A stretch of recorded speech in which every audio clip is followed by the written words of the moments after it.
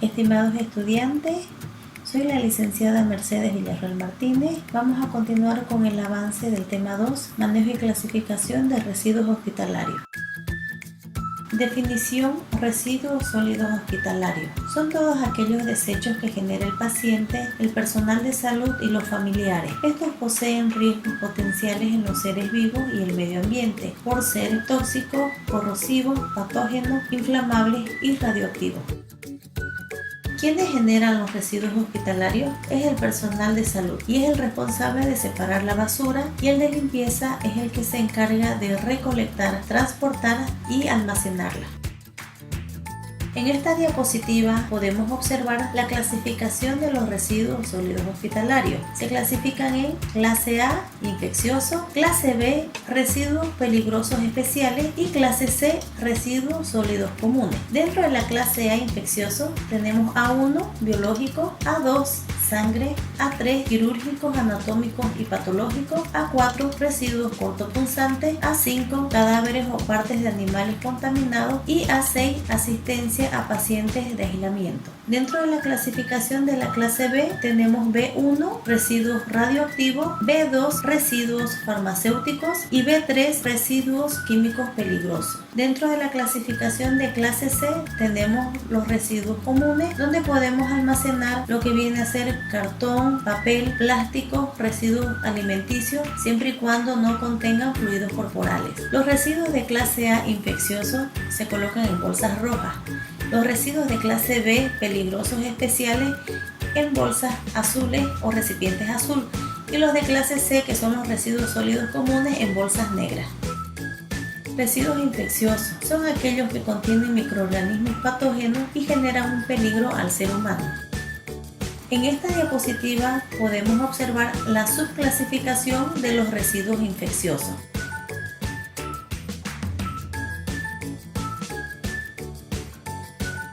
Residuos peligrosos especiales son generados por el Servicio de Diagnóstico y Tratamiento. Tienen características físico-químicas y son peligrosas. En esta diapositiva podemos observar la subclasificación de los residuos especiales. Residuos comunes tienen el mismo grado de contaminación que los domiciliarios y no deben contener fluidos corporales. Los residuos sólidos hospitalarios deben cumplir normas técnicas en cada fase, que incluyen los siguientes puntos: tipo de residuo, identificación, generación y separación, almacenamiento y transporte, tratamiento y disposición final. En el manejo interno tenemos 4 etapas, que es separación en origen, recolección y transporte, almacenamiento y tratamiento final. Separación en origen. El personal de salud es el responsable de clasificar y separar los residuos generados en su servicio y debe realizarlo inmediatamente después de su generación. Separación de material cortopunzante. Los objetos cortopunzantes, inmediatamente después de ser utilizados, se deben depositar en recipientes de plástico duro o de metal con tapa. También se pueden utilizar recipientes desechables, bidón de plástico resistente, para evitar derrames, perforaciones y facilitar el transporte. Una recomendación muy importante es de no tapar la aguja con el protector para su eliminación. En este caso de emergencia, cuando sea necesario tapar la aguja, hacerlo con la técnica de una sola mano, que después la vamos a explicar.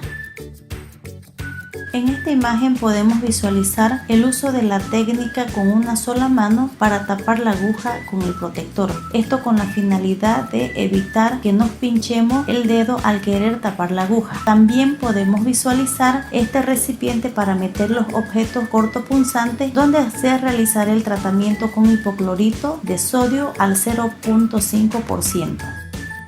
Colección y transporte interno. La recolección manual es realizada por el personal de limpieza, que debe llevar la indumentaria de protección adecuada: mandil, barbijo, gorro, guantes, calzado, cerrados y gafas.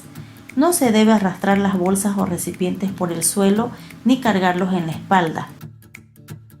Almacenamiento. Los residuos debidamente clasificados se colocan en recipientes específicos para cada tipo, de color y rotulación adecuada, y que deben estar localizados en sitios de generación para evitar su movilización excesiva y la consecuente dispersación de los gérmenes contaminantes. Tenemos tres tipos de almacenamiento: almacenamiento inicial, almacenamiento intermedio y almacenamiento final. Almacenamiento inicial es aquel que efectúa en el lugar de origen o generación de los residuos, como ser laboratorio, salas de internación, consultorios, quirófanos, salas de parto, etc. Para esto se requiere contar con el material adecuado, con las siguientes características. Tenemos las bolsas de polietileno y los recipientes de plástico como basurero. Dentro de las bolsas de polietileno tienen sus características. Tiene que ser de baja densidad, impermeable, tiene que tener un espesor de 60 a 120 micras, color opaco para evitar su visibilidad, sin roturas, que sean resistentes y de preferencia color negro para residuos comunes y color rojo para residuos infecciosos. También los recipientes tienen sus características de fácil lavado, identificación correcta, ubicación estratégica, siempre con bolsa plástica de acuerdo al color del residuo y con una capacidad para el 80%. Tiempo de permanencia de los residuos sólidos. Residuos infecciosos en cada cambio de turno, no más de 24 horas. Residuos cortopunzantes hasta 7 días. Residuos comunes en cada cambio de turno. Y residuos especiales podrán permanecer hasta 15 días. Almacenamiento intermedio. Este almacenamiento se realiza en lugares pequeños ubicados estratégicamente dentro de la institución de salud. El personal de limpieza es el responsable directo de realizar el transporte de los residuos sólidos desde los almacenamientos iniciales a los almacenamientos intermedios. Y por último tenemos el almacenamiento final. Es el que se realiza en un ambiente adecuado para depositar todos los residuos de la institución de salud y en la que pertenecen hasta ser conducidos al sistema de tratamiento o hasta ser transportados por el servicio de recolección de basura. En este caso lo hace la empresa Emacruz. Aquí podemos visualizar dos imágenes: un almacenamiento provisional que no es el correcto, y luego tenemos en la segunda imagen que es el almacenamiento por construir según las normas, donde podemos ver que están identificados con logotipo los residuos infecciosos, los comunes y los especiales. Tratamiento de los residuos sólidos. El objetivo de los residuos sólidos infecciosos y especiales es disminuir el riesgo de exposición tanto a gérmenes patógenos como a productos químicos tóxicos. Tratamiento de material cortopunzante. Los residuos cortopunzantes serán tratados con productos químicos, hipoclorito de sodio al 0.5%, con la finalidad de eliminar los riesgos reales y potenciales de los residuos bioinfecciosos.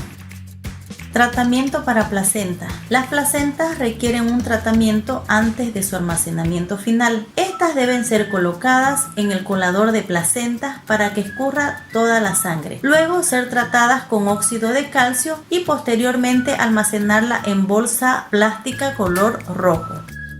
Rutas de transporte de residuos sólidos. Para el transporte de residuos sólidos desde el almacenamiento intermedio de los diferentes servicios se deben tener las siguientes características: conducir los servicios hacia el pasillo principal interno, llegando hasta el patio interior, hasta la sección del garaje, para luego conducir al depósito final de residuos sólidos. Los residuos sólidos de laboratorio, por ejemplo vacunas, rayos X, seguirán la misma ruta hasta llegar al almacenamiento final.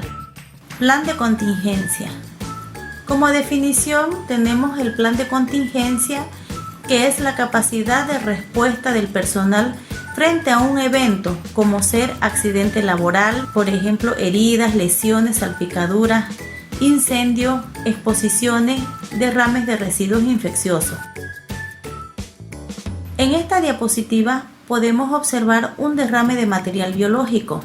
¿Qué es lo que hacemos primero? Llamar al personal de limpieza, colocar papel alrededor de la zona donde se derramó, en este caso es sangre, luego echarle hipoclorito de sodio o un desinfectante en la zona, colocarse los guantes y empezar a limpiar. Una vez limpiado, colocarlo en la bolsa roja de residuos infecciosos, proceder a limpiar y a trapear, eliminar los guantes y lavarse las manos.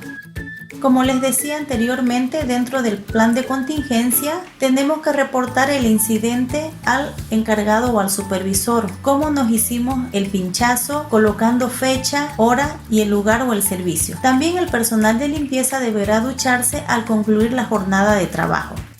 Cuando se produzca un derrame de material biológico, el personal de limpieza debe colocarse guantes y cumplir las normas de bioseguridad para realizar la respectiva limpieza. Es necesario que todo el personal tenga a mano todo el material a utilizar y proceder a limpiar. En algunas instituciones de salud acostumbramos a la reutilización y reciclaje. Ciertos equipos o materiales utilizados en el hospital pueden ser reusados en el caso de que sean diseñados con tales propósitos o bien que pueden resistir al proceso de la esterilización. Entre los materiales reutilizables podemos mencionar ampollas de vidrio, envase de plástico de suero, otros envases plásticos de los residuos comunes, cartón, frascos de vidrio, bidones de material de rayos X. Técnicas de desinfección. Existen dos técnicas de desinfección, la desinfección concurrente y la desinfección terminal. Se llama desinfección concurrente a las medidas que se realizan para controlar la diseminación de infecciones en tanto se considere que el paciente tiene una enfermedad infecciosa. Los microorganismos patógenos se destruyen constantemente, quiere decir que se realiza en cada turno de enfermería, cada 6 a 12 horas, con la utilización de desinfectantes. Desinfección terminal comprende las medidas que destruyen microorganismos patógenos una vez que el paciente ya no necesita de las técnicas de barrera, porque ha sido dado de alta, porque ha sido trasladado a otra institución o por defunción. En la desinfección terminal se eliminan todos los microorganismos patógenos del equipo que estuvo dentro de la habitación del paciente con las medidas adecuadas. Por ejemplo, se lavan las paredes, se lava el piso con desinfectante, las sábanas se envuelven y se envían a la lavandería para su desinfección. Es importante que todo el personal de salud aplique las medidas de bioseguridad para prevenir las infecciones y también realice la clasificación de los residuos sólidos hospitalarios. Como ustedes pueden apreciar, queridos estudiantes, este tema es muy importante. Ahora ustedes tienen el conocimiento teórico, vamos a tener la oportunidad de ir aplicándolo en la práctica. Con esto damos por concluido el tema número 2, manejo y clasificación de residuos hospitalarios. Muchísimas gracias por su atención y será hasta la próxima.